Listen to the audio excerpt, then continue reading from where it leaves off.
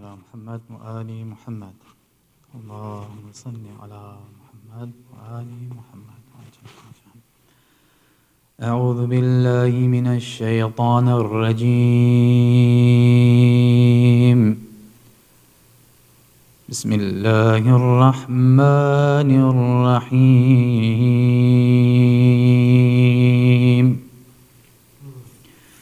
والفجر وليال العشر والشفع والوتر والليل إذا يسر هل في ذلك قسم لذي حجر ألم تر كيف فعل ربك بعاد إرم ذات العماد التي لم يخلق مثلها في البلاد وثمود الذين جابوا الصخر بالواد وفرعون ذي الأوتاد الذين طغوا في البلاد فأكثروا فيها الفساد فصب عليهم ربك سوط عذاب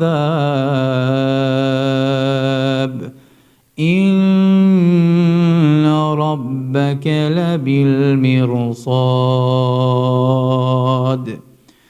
فأما الإنسان إذا ما ابتلاه ربه فأكرمه ونعمه فأما الإنسان إذا ما ابتلاه ربه فأكرمه ونعمه فيقول ربي يكرمن وأما إذا ما ابتلاه فقدر عليه رزقه فيقول ربي أهانن كلا بل لا تكرمون اليتيم كلا بل لا تكرمون اليتيم ولا تحاضون على طعام المسكين وتأكلون التراث أكلا لما وتحبون المال حبا جما كلا إذا دكت الأرض دكا دكا وجاء ربك والملك صفا صفا وجيء يومئذ بجهنم يومئذ يتذكر الإنسان وأنى له الذكرى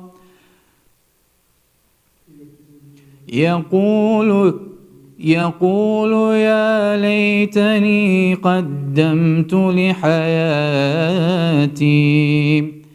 فيومئذ لا يعذب عذابه أحد ولا يوثق وثاقه أحد يا أيتها النفس المطمئنة ارجعي إلى ربك راضية مرضية فادخلي في عبادي وادخلي جنتي. صدق الله العلي العظيم. صلى على محمد.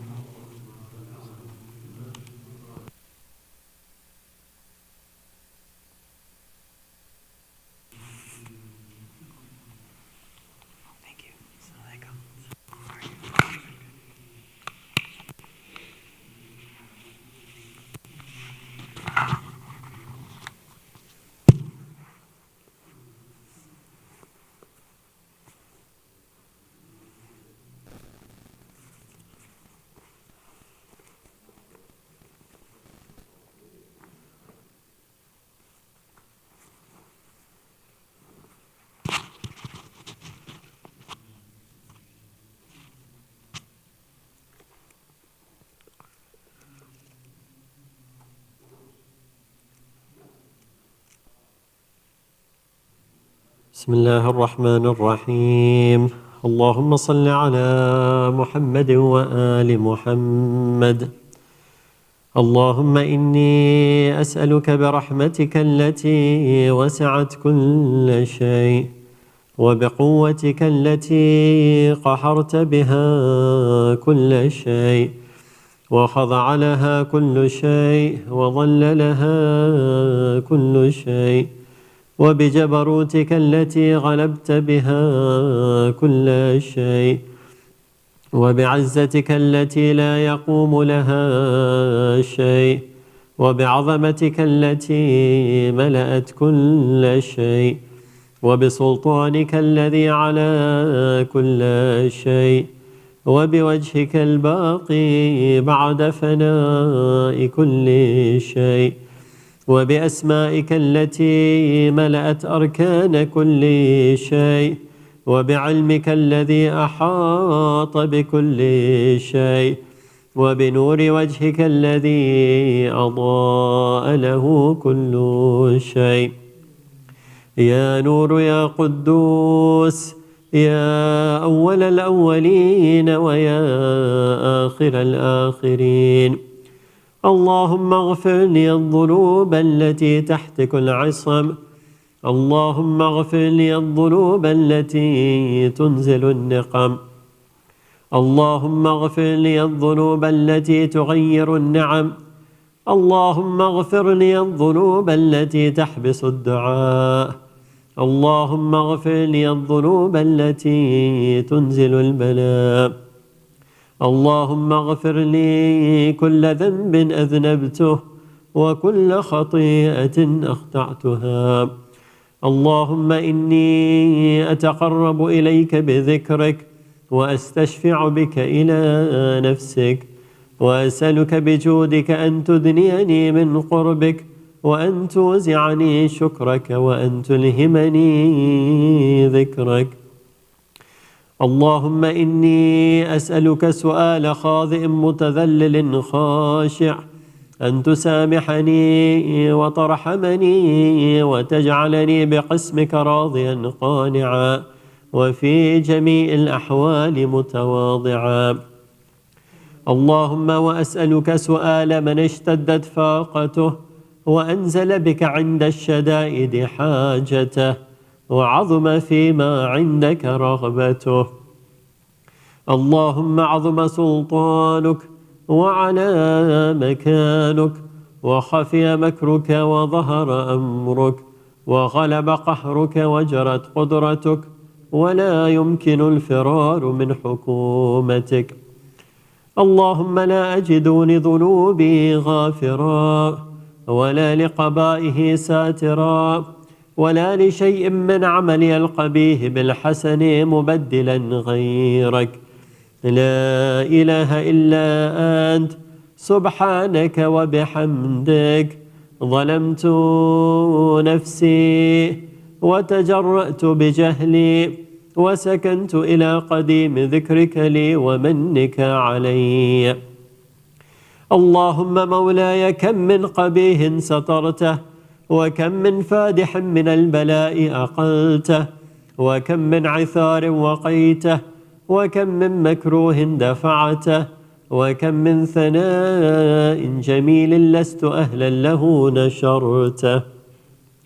اللهم عظم بلائي وأفرت بي سوء حالي وقصرت بي أعمالي وقعدت بي أغلالي وحبسني عن نفي بعد أملي وخدعتني الدنيا بغرورها ونفسي بجنايتها ومطالي. يا سيدي فأسألك بعزتك أن لا يحجب عنك دعائي سوء عملي وفعالي ولا تفضحني بخفي ما اطلعت عليه من سري ولا تعاجلني بالعقوبة على ما عملته في خلواتي من سوء فعلي وإساءتي ودوام تفريطي وجهالتي وكثرة شهواتي وغفلتي. وكن اللهم بعزتك لي في كل الأحوال رؤوفا وعلي في جميع الأمور أطوفا. إلهي وربي من لي غيرك أسأله كشف ضري والنظر في أمري. إلهي ومولاي أجريت علي حكما اطبعت فيه هوى نفسي ولم أحترس فيه من تزيين عدوي فغرني بما أهوى وأسعده على ذلك القضاء فتجاوزت بما جرى علي من ذلك بعد حدودك وخالفت بعض أوامرك فلك الحمد علي في جميع ذلك ولا حجة لي فيما جرى علي فيه قضاؤك وألزمني حكمك وبلاؤك. وقد أتيتك يا إلهي بعد تقصيري وإسرافي على نفسي معتذرا نادما منكسرا مستقيلا مستغفرا منيبا مقرا مذعنا معترفا لا أجد مفرا مما كان مني ولا مفزعا أتوجه إليه في أمري غير قبولك عذري وإدخالك إياي في سعة من رحمتك. اللهم فاقبل عذري وارحم شدة ضري وفكني من شدي وثاقي. يا رب ارحم ضعف بدني ورقة جلدي ودقة عظمي. يا من بدأ خلقي وذكري وتربيتي وبري وتغذيتي هبني لابتداء كرمك وسالف برك بي. يا إلهي وسيدي وربي أتراك معذبي بنارك بعد توحيدك وبعد من طوى عليه قلبي من معرفتك ولهج به لساني من ذكرك واعتقده ضمير من حبك وبعد صدق اعترافي ودعائي خاضعا لربوبيتك. هيهات أنت أكرم من أن تضيء من ربيته أو تبعد من أدنيته أو تشرد من آويته أو تسلم إلى البلاء من كفيته ورحمته. وليت شعري يا سيدي وإلهي ومولاي أتسلط النار على وجوه خرت لعظمتك ساجدة وعلى ألسن نطقت بتوحيدك صادقة وبشكرك مادحة وعلى قلوب اعترفت بإلهيتك محققة وعلى ضمائر حوت من العلم بك حتى صارت خاشعة وعلى جوارح سعت إلى أوطان تعبدك طائعة وأشارت باستغفارك مذعنة ما هاكت الظن بك ولا أخبرنا بفضلك عنك يا كريم يا رب. وأنت تعلم ضعفي عن قليل من بلاء الدنيا وعقوباتها وما يجري فيها من المكاره على أهلها على أن ذلك بلاء ومكروه قليل مكثه يسير بقاؤه قصير مدته. فكيف احتمال لبلاء الآخرة وجليل وقوع المكاره فيها، وهو بلاء تطول مدته ويدوم مقامه ولا يخفف عن أهله، لأنه لا يكون إلا عن غضبك وانتقامك وسخطك، وهذا ما لا تقوم له السماوات والأرض. يا سيدي فكيف لي وأنا عبدك الضعيف الضليل الحقير المسكين المستكين.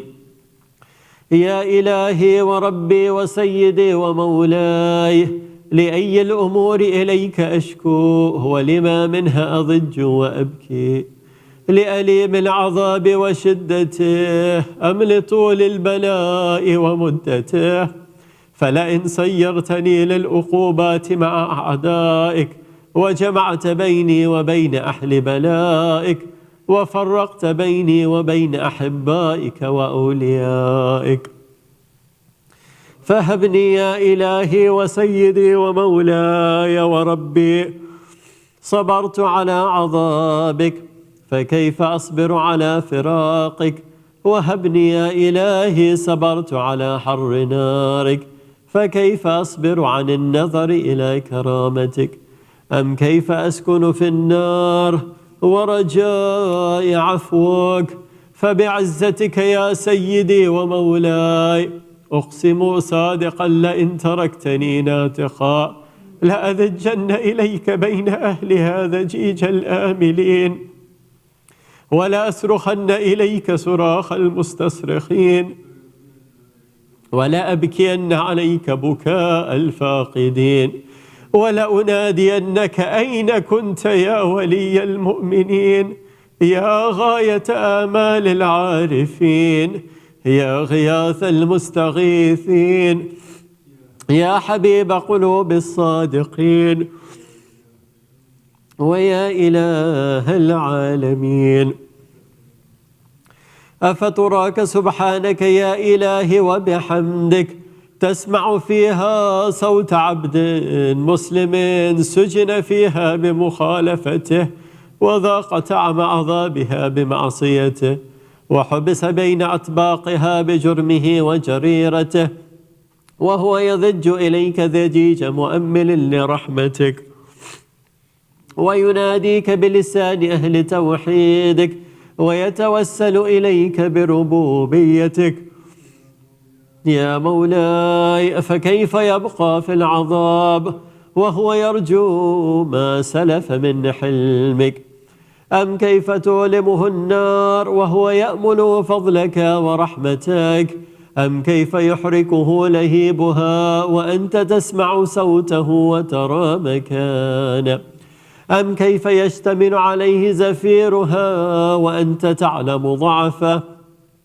أم كيف يتقلقل بين أطباقها وأنت تعلم صدقه؟ أم كيف تزجره زبانيتها وهو يناديك يا ربه؟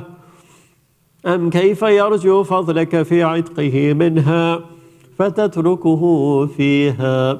هيهات ما ذلك الذن بك ولا المعروف من فضلك ولا مشبه لما عاملت به الموحدين من برك وإحسانك، فباليقين أخطأ لولا ما حكمت به من تعذيب جاحديك وقضيت به من إخلاد معانديك، لجعلت النار كلها بردا وسلامة وما كانت لأحد فيها مقرا ولا مقامة، لكنك تقدست أسماؤك أقسمت أن تملأها من الكافرين من الجنة والناس أجمعين، وأن تخلد فيها المعاندين، وأن تجل ثناؤك قلت مبتدعا وتطولت بالإنعام متكرما، أفمن كان مؤمنا كمن كان فاسقا لا يستوون.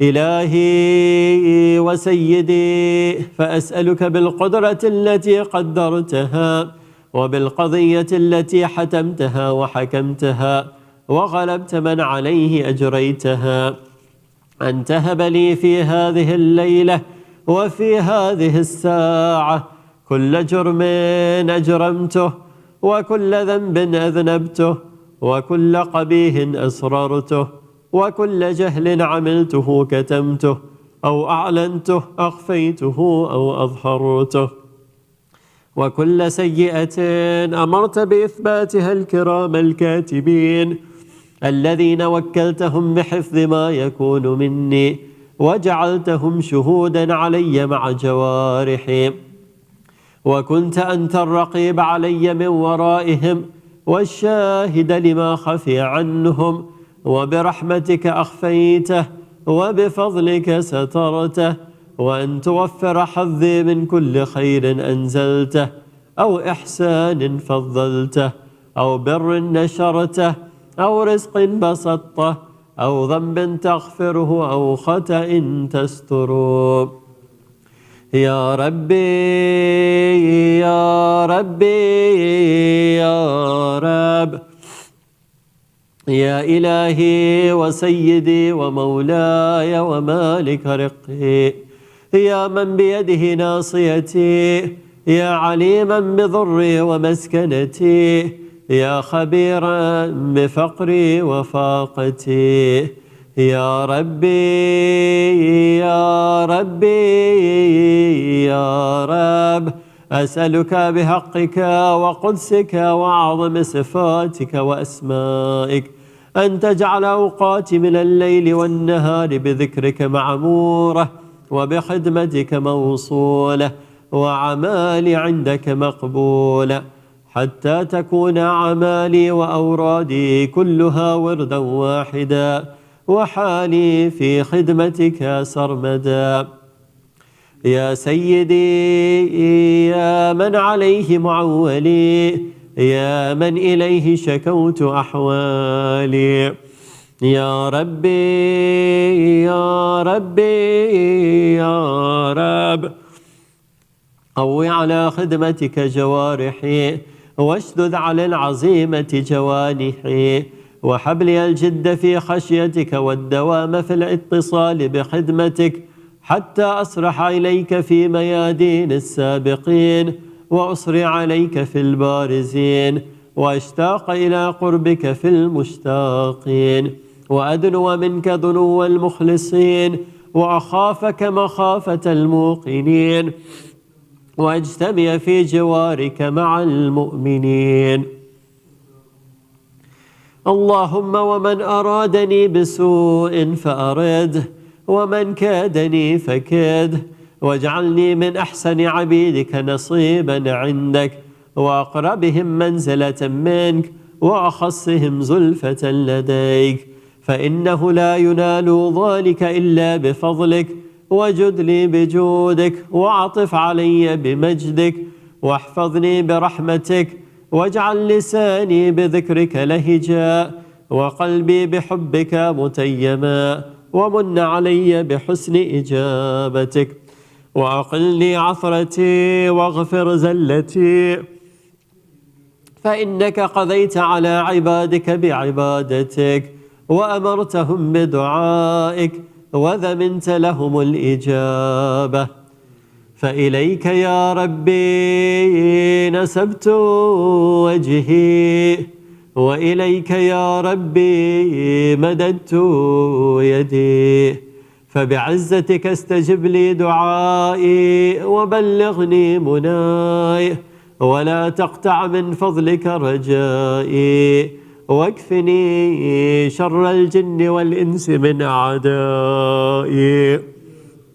يا سريع الرضا اغفر لمن لا يملك إلا الدعاء، فإنك فعال لما تشاء. يا من اسمه دواء وذكره شفاء وطاعته غنان، ارحم من رأس ماله الرجاء وسلاحه البكاء. يا سابغ النعام، يا دافع النقام، يا نور المستوحشين في الظلام، يا عالما لا يعلم، صل على محمد وآل محمد وافعل بما أنت أهله. وصلى الله على رسوله والأئمة الميامين من آله وسلم تسليما كثيرا كثيرا.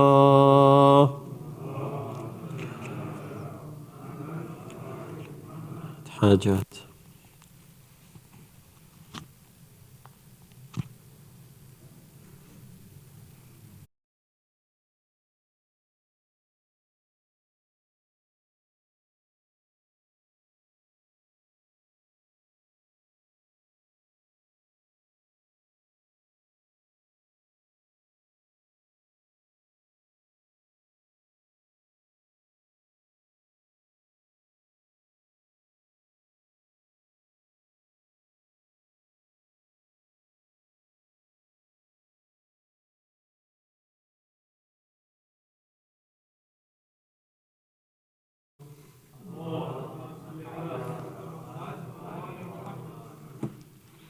सकाए हरम रख लेना भरम,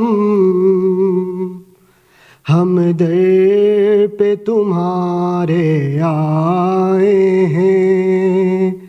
सकाए हरम रख लेना भरम, हम दर पे तुम्हारे आए हैं।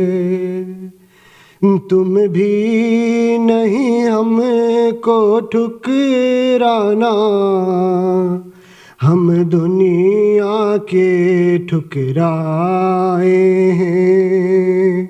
सकाए हरम रख लेना भरम, हम दर पे तुम्हारे आए हैं। अब सारे सहारे टूट चुके, हमें अपने पराए लूट चुके। तुम अपनी पनाहों में ले लो, हम गम से बहुत घबराए हैं। सकाए हरम रख लेना भरम, हम दर पे तुम्हारे आए। अश्कों की जुबां पहचानते हो, जो दिल में है वो जानते हो। हम कह नहीं सकते तुम सुन लो, बस हाथों को फैलाए हैं। सकाए हरम रख लेना भरम, हम दर पे तुम्हारे आए हैं। हर सोनी गोदी खिल जाए, हर सूनी गोदी खिल जाए। हर बेटी को रिश्ता मिल जाए, उन चेहरों को रौनक दे दो, जो गम के सबब मुरझाए हैं। सकाए हरम रख लेना भरम, हम दर पे तुम्हारे आए हैं। मौला तुम बाबे हवाइज हो, रोज़े पे उन्हें भी बुलवा लो। गुर्बती के सबब जो आ न सके, हम उनको अरीज़े लाए हैं। सकाए हरम रख ले न भरम, हम दर पे तुम्हारे आए हैं। सकाए हरम रख ले न भरम, हम दर पे तुम्हारे आए हैं। सलवात।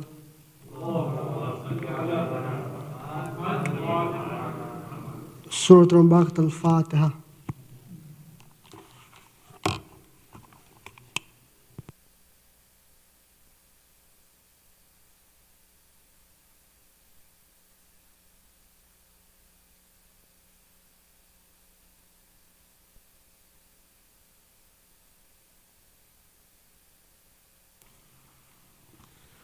Sayyid Hasan Rizvi, my respected elders, brothers and sisters in Islam, Assalamu alaikum wa rahmatullahi wa barakatuh.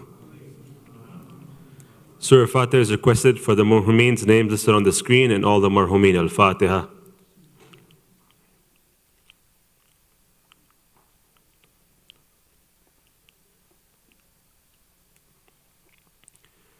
Dua Shafa'i Maries is requested for the names listed on the screen and whoever is ill here and elsewhere around the world. Let's recite together. Bismillahir Rahmanir Rahim.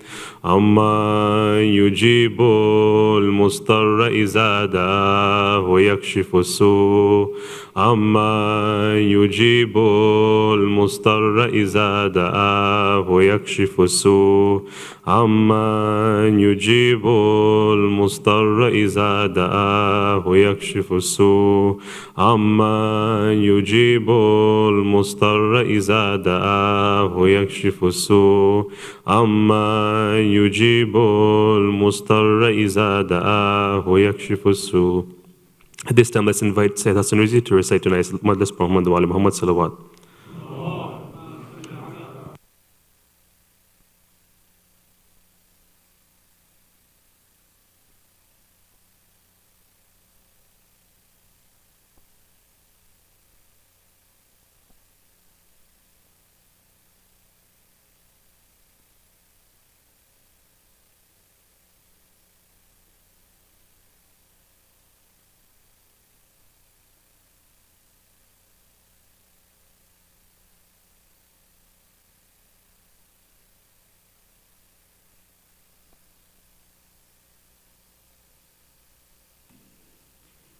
رحم الله من قرأ الفاتحة.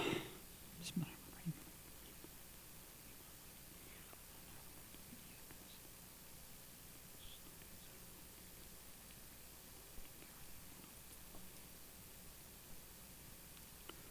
الرحيم.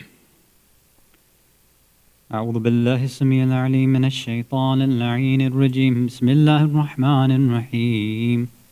وبه نستعين لا حول ولا قوة إلا بالله العلي العظيم والحمد لله رب العالمين والصلاة والسلام والتحية والكرام على أهل بيته الطيبين الطاهرين والمعصومين والمظلومين المنتجبين المكرمين السيدين الصادقين لا سيما بقية الله في الأرضين روح وأرواح العالمين لتراب مقدمه الفداء الذين أذهب الله عنهم الرجس وطهرهم تطهيرا.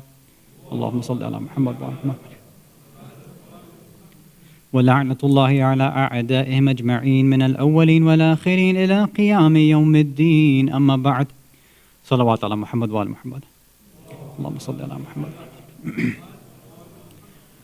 Mu'mineen, mu'minat, brothers and sisters in Islam and Iman, Assalamu alaikum wa rahmatullahi wa barakatuh. There were two Slido questions left over from last week. The first one, what books would you recommend for reading on Shia beliefs to be able to engage in a conversation with Sunni Salafi, besides Peshawar Nights? So firstly, just to reiterate, the person's saying conversation, and I hope they actually mean conversation and not argument or debate, because I'll reiterate that. I don't think it's healthy for anybody to engage in these kind of back and forth debates. whether in person and definitely online, it's not healthy, it's not good. If they're just trying to strengthen their own beliefs, yeah, there's a lot of books available. I didn't want to bring a stack with me, so I just took a picture of a few different titles. There's a lot more available, but some of you may be able to see it, maybe some of you won't be. There's different types of books that a person can read.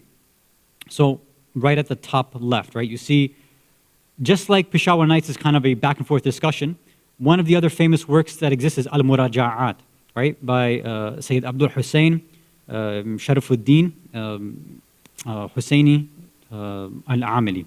So he's a famous Lebanese scholar of the past who engaged in a conversation, a back and forth, after visiting Egypt, right? He went to Al-Azhar. I think he met with this, the head of Al-Azhar at that time. I think his name was Shibli maybe, or Bishri, Sheikh Bishri. So they started having this back and forth correspondence. And it was very humble, very cordial.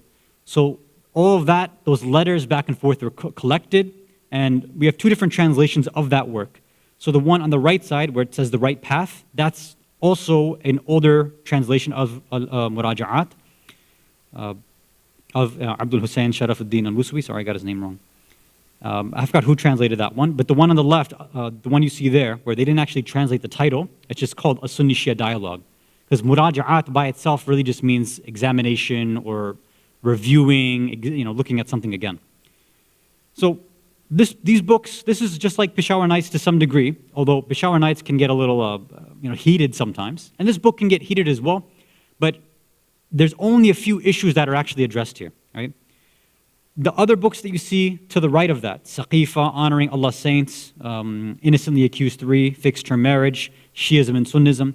So books like that, they also exist, they've been translated. They're specifically like subject-oriented.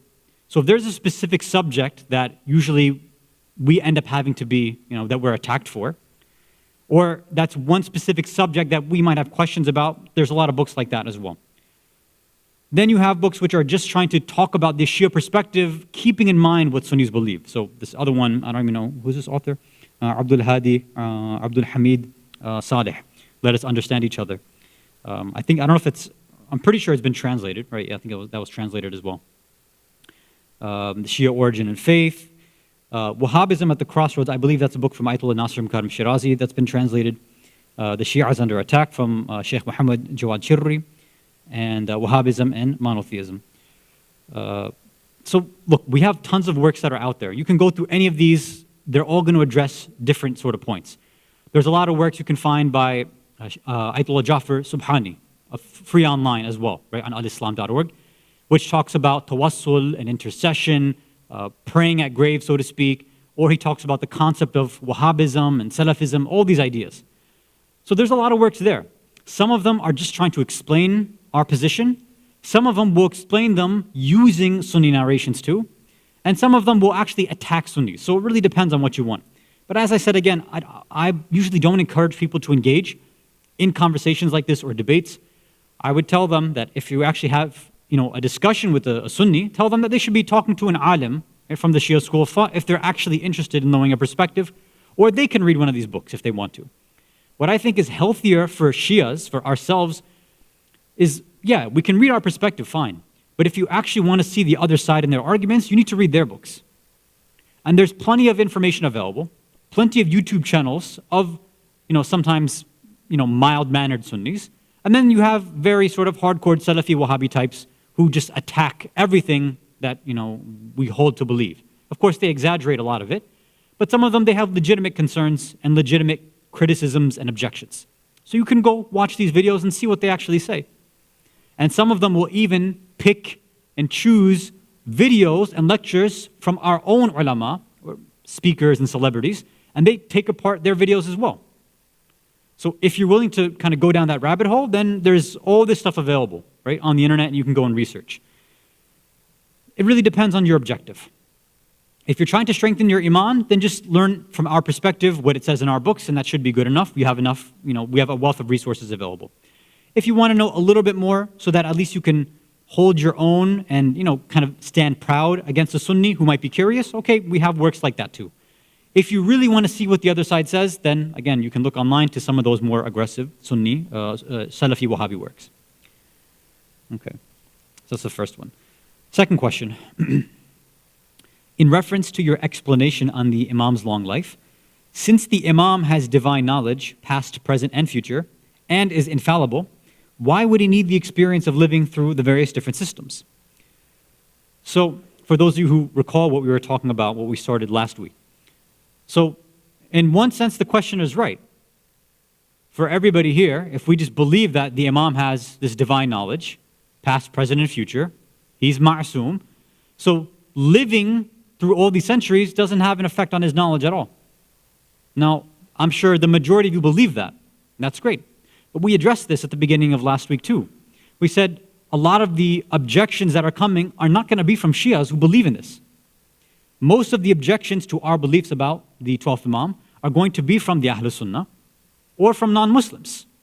So we said we can easily give them the answer that God wants it this way, God is going to put the knowledge in his heart. And of course, that can make sense to many people. But normally that answer is only going to work for Shias.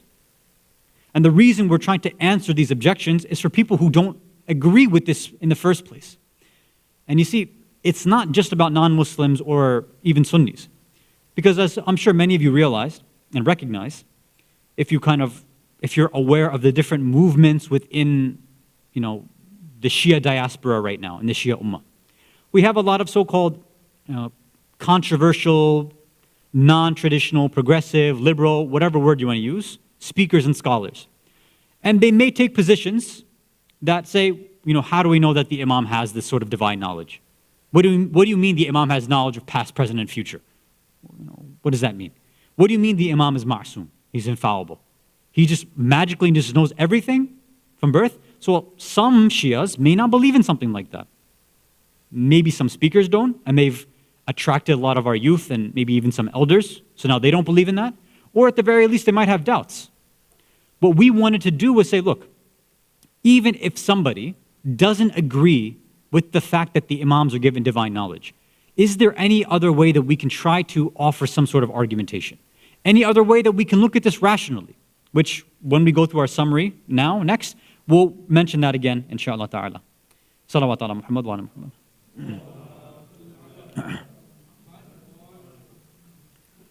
So as we had started with last week, we were talking about what is God's justification? How do we justify the fact that the Imam has been kept alive for this long? What's the point? Allah could have easily have just made him born within the era that he needs to, and he would have been more aware of the things for this time. So, to recap, we've gone through a few different reasons. We said that, look, the people that we're talking to right now in their minds, after we've shown them that, look, it's not irrational to believe in somebody living for this long, over 1,000 years. It's not irrational. It's not illogical. It's not unscientific as well, right? The only issue is that it's highly improbable. It's impractical. And if we want to try to get somebody to at least understand, not agree and believe, but just understand a little bit in this impractical idea, say, okay, let's show a reason based on, rational ideas, practical reasons. Why on earth why would it be a benefit for them to live this long? That's what we were trying to get across, right? In other words, we're trying to make something that's highly improbable, we're trying to make it more rational by offering more rational evidence. When you take something that's highly improbable, there's no evidence whatsoever, there's no reason to believe it at all, right? The more and more you stack on reasonable evidence, then that improbability goes away and the probability increases. For example, just again, so we're on the same page. So before I was here, here sitting on the minbar in the center, I'm sure most of you assume I was probably at home and then I drove over here. Now, is there a probability that before I was here, I was, parked somewhere in the woods, murdering somebody? Okay, well, it's highly improbable, depending on who knows me, who doesn't know me. You mostly would agree that it's highly improbable. It's not completely impossible, but it's highly, highly improbable that I'd be doing that before coming here, right? Maybe after the center, but not before coming to the center, right? So it's highly improbable. Now, if somebody starts to offer, more and stack more and more evidence, they say, look, normally he gets here at this time, but today he came here a little bit, later. Okay, that doesn't really prove too much, but that's one piece of evidence. Okay, when he came in, we saw him in the bathroom with some bleach, and he was cleaning his abba and his amama, and we saw some red stains in the bathroom too. Okay, fine, we can stack that on top. And his hands have some red stains on it too, right? So you start stacking all this evidence, and then at once, something that was highly improbable becomes more and more and more probable. I don't know why I'm giving this as an example, but I'm trying to take something that is insane, but showing you that if you take enough evidence, it can be at least a bit more reasonable. Right? We gave the example of a court case. That's what we're trying to build for other people. Not for the general Shias, but for non-Muslims, for Sunnis, and for some Shias who may be in some doubt. Now we said, how is it that the longevity, the long life, 1,100 plus years of an individual, why would that be a benefit for them? Why is it possible God could do something like that? That's what we needed to answer. And the answer was that it's helpful for the Imam's mission because it'll grant him special experience and awareness that nobody else would have access to. Because nobody else lives that long, right? And we said that there's 3 different areas. One is that he would have lived through all the different types of governments, corrupt systems, empires, and oppressive systems throughout time, right? Living through all of that would give him extra knowledge and experience, right? The more he's dealt with all these systems, since his mission is going to be to remove all of the oppression in the world, well, since he's got the lived experience of being through all of them throughout history, now he should know better than anybody else how to deal with them. You and I can read about the oppressive system of the Umayyads or the Greek Empire, Roman Empire, or what happened in the Ottoman Empire, etc. We can read about all of that. It's in a book. We don't have the actual experiential knowledge. The Imam lived through all of these things, so that knowledge has much more value. So that's the first area. The second area we said was that it's not just having the knowledge of the systems and the governments themselves, but more so about the people who have become enslaved to those systems, the slaves of oppressive systems and governments. Yarhamukumullah.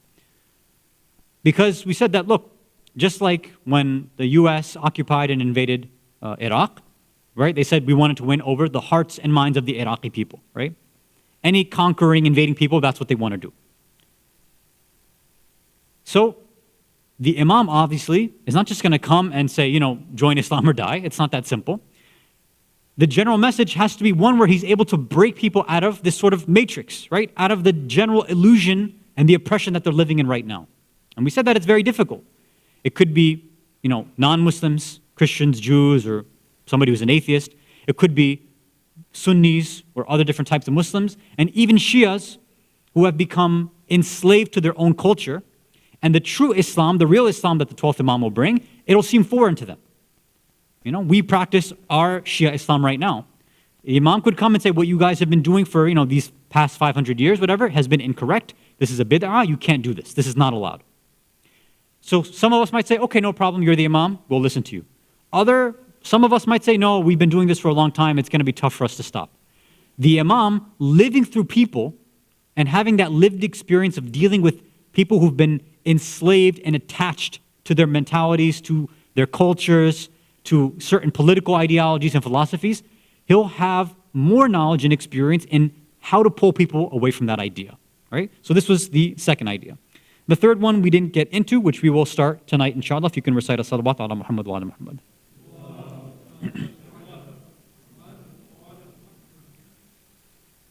And the third one might not be so obvious to us.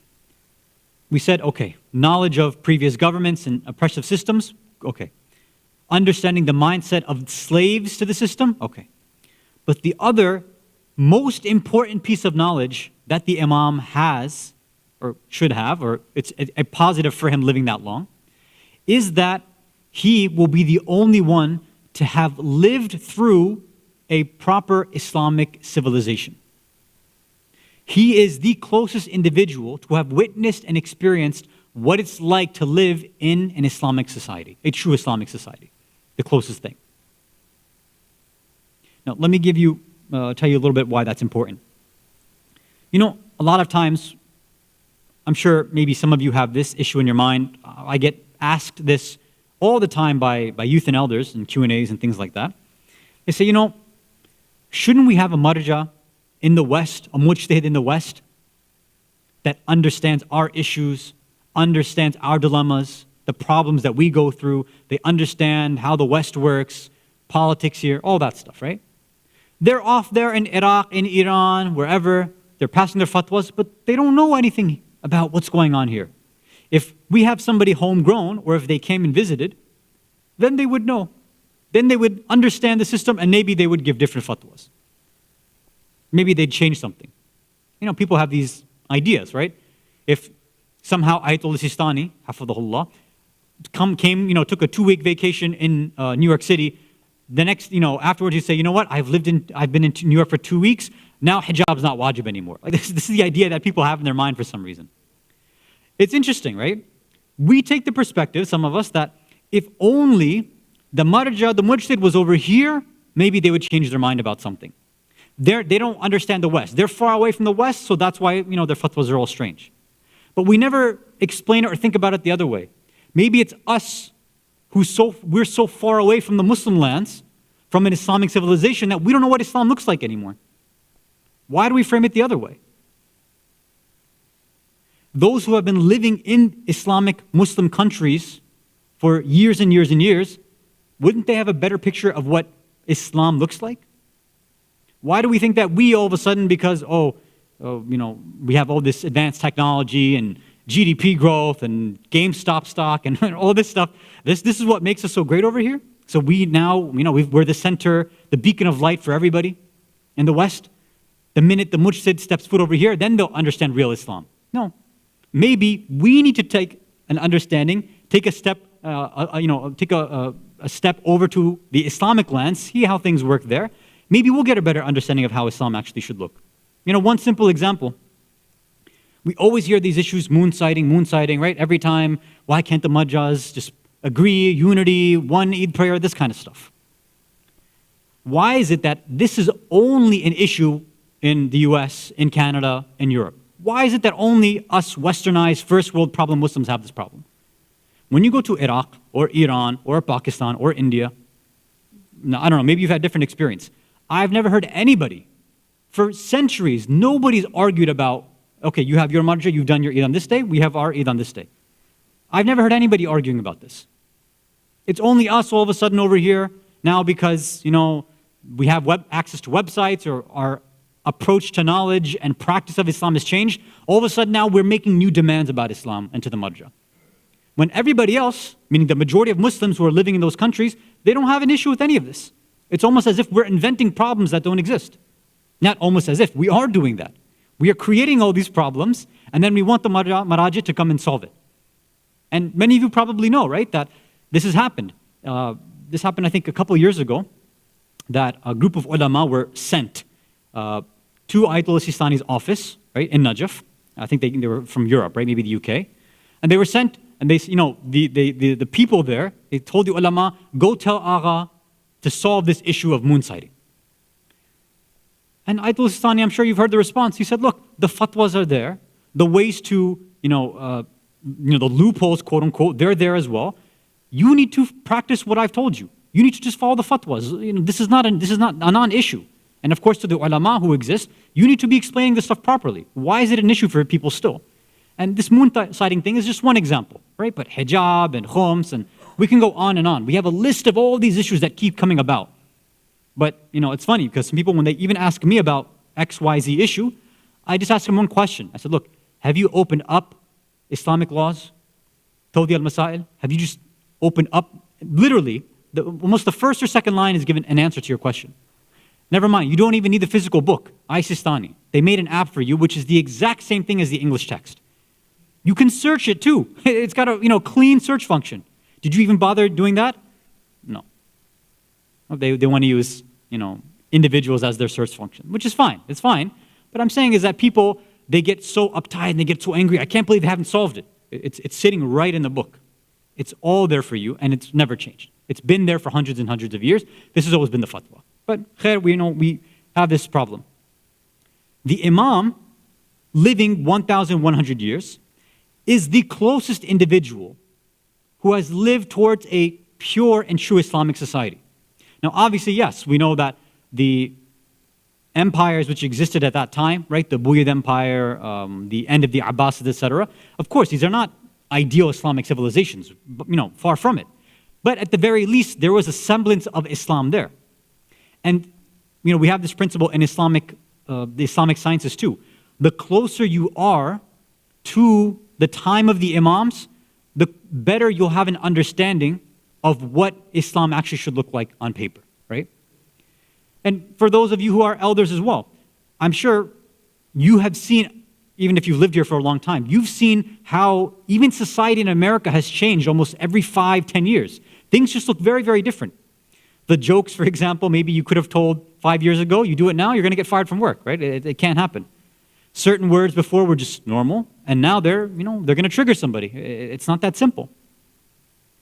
Before, on a sheet of paper, if you were to, write your name and your age, this and that, it would say male or female. But now there's, a couple hundred other boxes, apparently, right? So things have been changing over time, unfortunately. So every generation, if you talk to people who have been closer to the original time, they're like, look, all of this sort of nonsense which we see now, we lived in a time which was closer to the truth, but things are chaotic right now. They're absolutely crazy. There's something else I wanted to mention as well.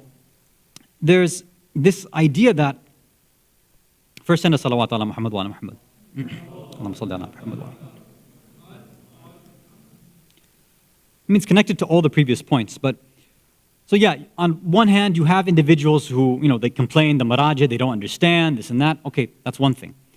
But sometimes people get, even with the ulama here, they get very, very specific about what kind of knowledge they expect from the alim. I just want to give you an example, right?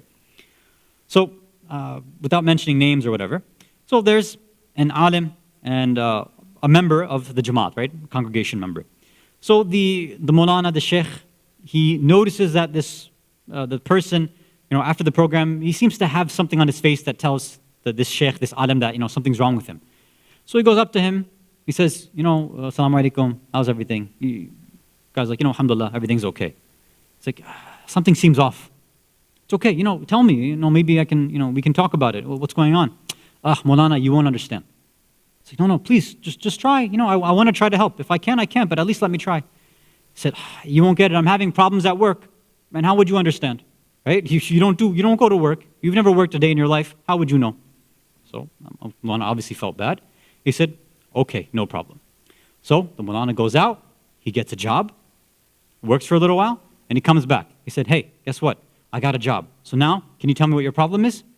Like, listen, that's good. That's nice that you got the job, but I still don't think you're going to understand what my problem is. It's like, okay, no, please tell me. It's like, okay, look, I met somebody at work, and they, we were dating for a little while, and then we broke up. So, it broke my heart.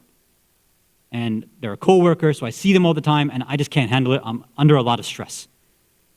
And then, the Maulana, like a typical Maulana, says, well, you shouldn't have done that, number one, and you have to, understand Allah's plan and everything. It's like, see, I knew you wouldn't understand this stuff. That's fine. He's like, no, I'm just trying to help you. I said, no, you haven't done anything like this, so you've never had a heartbreak like this, so how would you know? He said, don't worry. So he comes back next week. He said, guess what? I found somebody at my work, I dated them for a week, and I did something to make them break up with me. So now my heart's broken too, so now I can talk to you about this. I said, Maulana, you went out, you dated when you shouldn't have been dating, and you got your heart broken. Who are you now to tell me what to do? Right? You're a munafiq now. You can't be doing this stuff to me. If you did the same problem as me, then you can't be telling me what to do. Sometimes there's no winning, right? A lot of times we expect a very specific thing from, the scholars, that they haven't had the same jobs as me, they haven't lived in a corporate environment, they haven't done this. Then when they, some scholars have, they say, okay, but you haven't worked in the financial district, or you haven't, you don't have a medical degree. So they start, adding on all these different features. They said, you haven't done this, you haven't done this, you haven't done this. And the ones who have lived tough lives and who have gone through, troubles, we have a lot of, reverts, for example, or converts, who, they've lived difficult lives. Some of them, they're ex-convicts, for example, or they're ex-Wahhabis, things like this. And some people use that against them.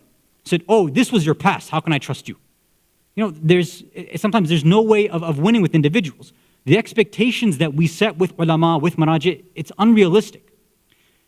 So the reason I wanted to tie into this point is this. we talked about these three different areas that is a rational reason for why it would be beneficial for the imam to have a long life. Because he can get this special awareness of these oppressive systems and governments, of understanding the mindset of those who are enslaved to the system, and because it'll give him a lived experience and knowledge of being closer to a more pure, real, and Islamic life and civilization. Those are the key components for somebody who wants to bring a real Islamic civilization back to the world, to revolutionize all of humanity, to take them back to Islamic principles. That would be the positives there. Now, yeah, could we simply just easily say he has divine knowledge? Yeah, absolutely. But that's not going to, respond to the people that we're talking to. These are very simple, rational pieces of evidence that you can offer to somebody that, make sense. It's not irrational ideas. Whether it's somebody who's from a irreligious background, whether it's somebody from a religious background who doesn't believe in divine knowledge, all of these points should sit in their mind and they can hopefully understand this is something that could tie into perhaps why God has justified this long life for the 12th Imam. Salawat ala Muhammad wa ala Muhammad.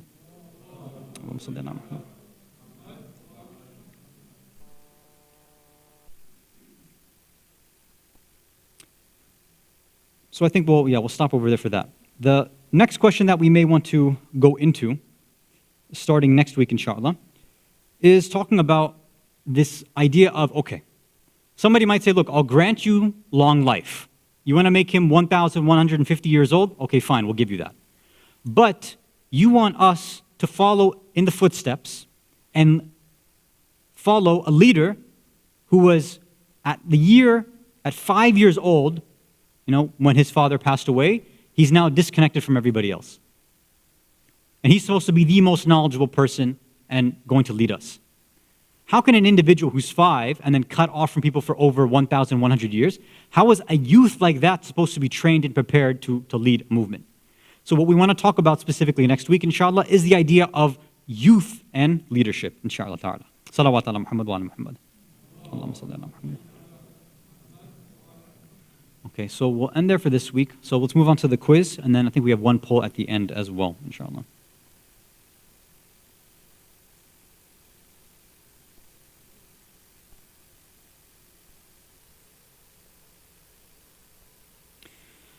Okay, salam alaikum to myself, Amar Likaki, Bande Khuda 2, Sai or SY, Plato, Hasan, not Sayyid Hasan. Oh, there's like 2 of me now. RJ, Sayyid Monk, a lot of trollers tonight. Labaik Ya Imam, Specialist, Juma Mubarak, RJ, Qamba. Oh man, you guys love messing with me, huh?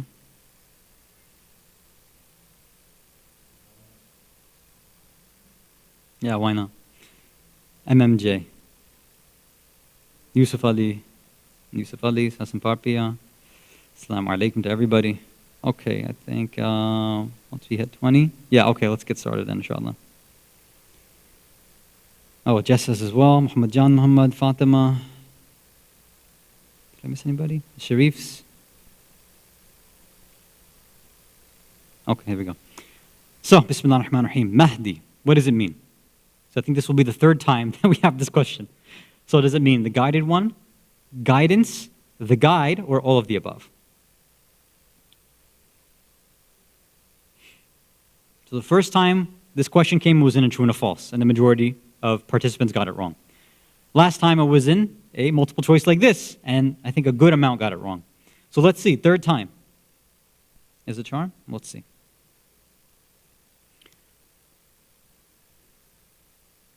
Ahsant. Okay, there we go.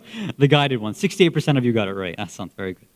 So the rest of you, it means the guided one. So if I bring it again next week, I expect 88% at least, please. All right, let's go to the second one. Okay, leaderboard A to Z. 6 seconds, good job. Okay, most people got it under 15 seconds, really good. Plato, Sayyid Monk, not Sayyid Hasan Rizvi. That's, of course, not Sayyid Hasan Rizvi because I don't spell Sayyid like that, so nice try. And Bande Khuda, too. Okay, so, all right, let's go. So, there's, the prophet that we call Nabi Yahya, alayhi salam. What do others refer to him as? Yeshua, John the Baptist, Enoch, or none of the above? The reason I put this question is because I wanted to actually talk about Nabi Yahya tonight, but we didn't get to that point. Because he's been somebody in the Quran mentioned about he's been given wisdom as a youth. But we'll talk about that next week, inshallah. Nabi Yahya, right? What do others refer to him as? So Christians refer to him as John the Baptist, right? That's his name, right?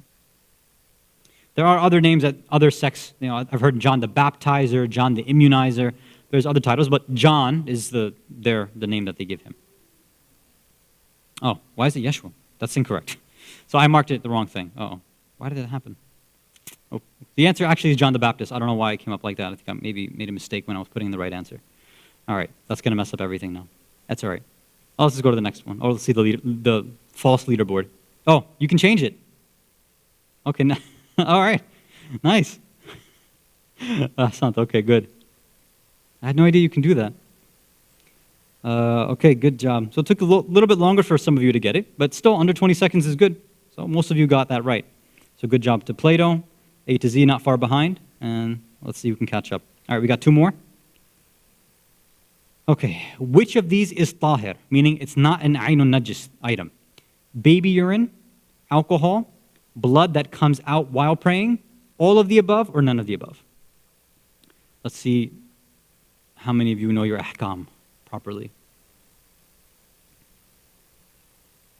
Remember, aynun najis is something that can never be made tahir, right? Aynun najis is something that's by design, in and of itself, it's always going to be najis. And it makes other things najis when it touches them, right? And there's transfer of wetness. So let's see, which of these is tahir, right? It's not aynun najis.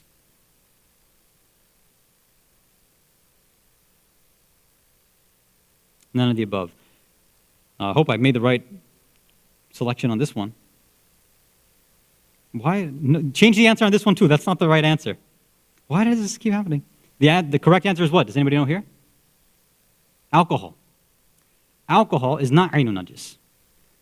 Wine is aynun najis, according to al-Sistani. Wine, meaning khamr, that is aynun najis. Beer, fuqa', that is aynun najis, ihtiyat wajib. But alcohol, like isopropyl alcohol and hand sanitizer, or what's found in vanilla extract, that's actually, according to al-Sistani, it's not najis. Now, you can't drink it, you can't consume it, and I don't want anybody consuming any of that stuff in the first place, but it's actually not najis.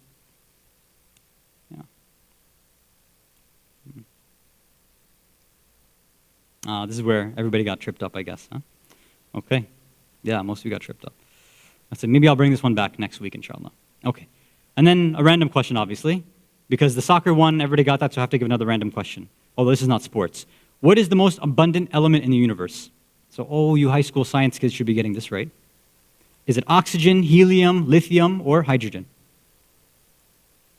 And the most abundant.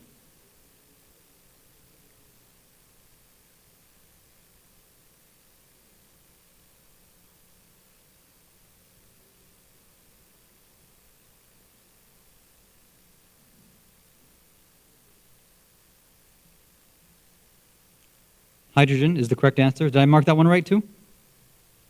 All right, good. that one worked fine. 69% of you got that right. Okay. No, oxygen is, no, I mean, we need oxygen, obviously, but it's not the most abundant element in the universe. So, congratulations, Plato. But I guess, yeah, whoever, okay, so Plato, number 1, 23 seconds. A to Z, second place. Labeik Ya Imam, RJ, and then not Sayyid Hasan Rizvi. So, Plato's been doing good every once in a while. We'll see. Inshallah, we'll have our next session Tuesday night, right, for the wilada of Sayyidah Fatima alayha salam. We'll see you then. Until then, we have a poll that we wanted to put up as well. So some have given this idea. It was a good suggestion by a member of the Jamaat that, we have 4 Thursdays, obviously. Oh, that was really quick. We wanted to do something, one Thursday out of the month, to do something a little different, rather than having this, whatever, monologue lecture, which myself, I don't even like it.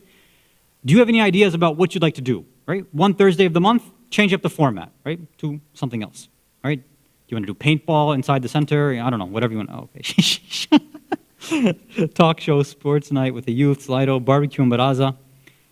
Listen, if you're putting any of these ideas that cost money, I'm also expecting you to sponsor it as well. So if you're not going to sponsor it, don't even put the idea there. Keto cooking. All right, I'm down for that, definitely. Kahoot game night, yeah, we can switch it to that too. We were doing it on a different night, but we can also try that on a Thursday night. Okay, a lot of things are coming up. We'll leave this poll up until next Thursday night, inshallah, and we'll see what the results are. But please do share so we have a good idea of what the community would be interested in.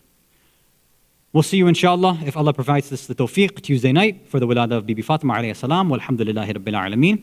Wa sallallahu ala Sayyidina Muhammad wa ala ahli bayti tayyibin tahirin. Wassalamu alaikum wa rahmatullahi wa barakatuh. Salawat ala Muhammad wa ala Muhammad.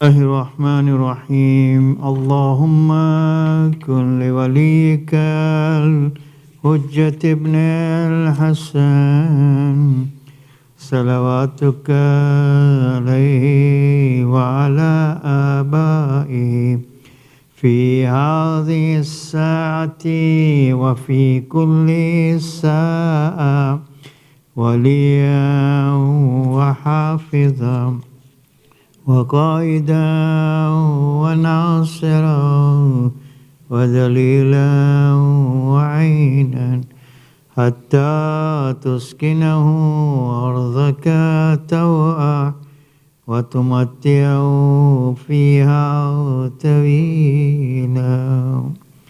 السلام عليك يا رسول الله، السلام عليك يا أمير المؤمنين والسيد الوسيم، السلام عليك يا فاطمة الزهراء سيدة نساء العالمين، السلام عليك يا خديجة الكبرى، السلام عليك يا حسن المجتبى ورحمة الله وبركاته.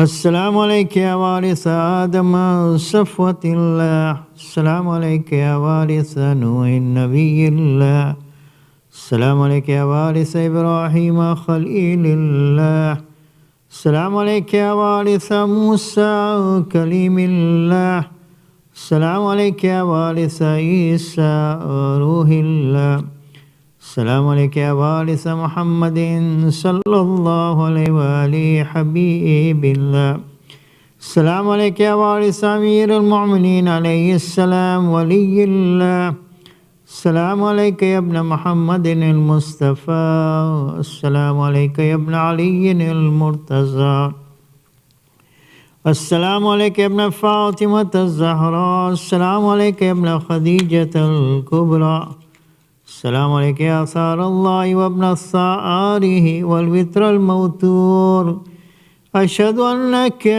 قد أقمت الصلاة وآتيت الزكاة وأمرت بالمعروف ونهيت عن المنكر وأطعت الله ورسوله حتى أتاك اليقين، ولعن الله أمة قتلتك، ولعن الله أمة ظلمتك، ولعن الله أمة سميت بذلك فرضيت به. يا مولاي يا أبا عبد الله، أشهد أنك كنت نورا في الأصلاب الشامخة والأرحام المطهرة، لم تنجسك الجاهلية بأن جاء أصيا، ولم تلبسك من مظلمات ثيابها، وأشهد أنك من دعائم الدين وأركان المؤمنين، وأشهد أنك الإمام البر التقي الرضي الزكي الهادي المهدي، وأشهد أن الأئمة من ولدك كلمة التقوى وعلام الهدى والعروة الوثقى والحجة على أهل الدنيا، وأشهد الله ملائكته وأنبياءه ورسله أني بكم مؤمن وبكم موقن بشرائع ديني وخواتيم عملي، وقلبي لقلبكم سلم، وأمري لأمركم متبع صلوات الله عليكم وعلى أرواحكم وعلى أجسادكم وعلى أجسامكم وعلى شاهدكم وعلى غائبكم وعلى ظاهركم وعلى باطنكم. السلام عليك يا ابن رسول الله، السلام عليك يا ابن نبي الله، السلام عليك يا ابن أمير المؤمنين، السلام عليك يا ابن الحسين الشهيد، السلام عليك أيها المظلوم وابن المظلوم. لعن الله أمة قتلتك ولعن الله أمة ظلمتك ولعن الله أمة سمعت بذلك فرضيت به.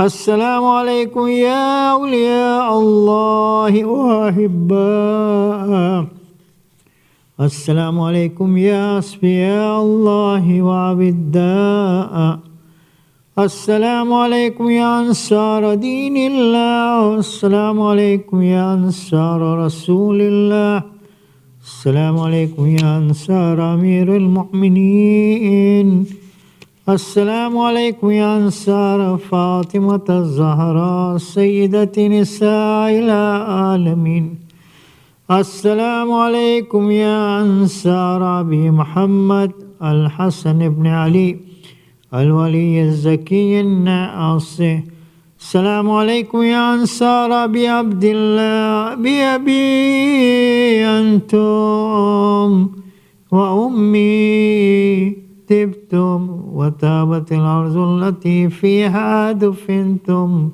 وفزتم فوزا عظيما، فيا ليتني كنت معكم فأفوز معكم. السلام عليك يا أبا الفضل العباس بن أمير المؤمنين، السلام عليك يا ابن السيد الوسيين، السلام عليك يا ابن أول الكوم إسلاما وأقدم إيمانا وأقوم بدين الله وأحوتهم على الإسلام. أشهد لقد نصحت لله ولرسوله ولأخيك فنعم الأخ المواسي، فلعن الله أمة قتلتك ولعن الله أمة ظلمتك ولعن الله أمة استحلت منك المحارم وانتهكت حرمة الإسلام. فنعم الصابر المجاهد المحامي الناصر والأخ الدافع والأخي المجيب إلى طاعة ربي الراغب فيما زيد فيه غير من الثواب الجزيل والثناء الجميل، وألحقك الله بدرجة آبائك في جنات النعيم.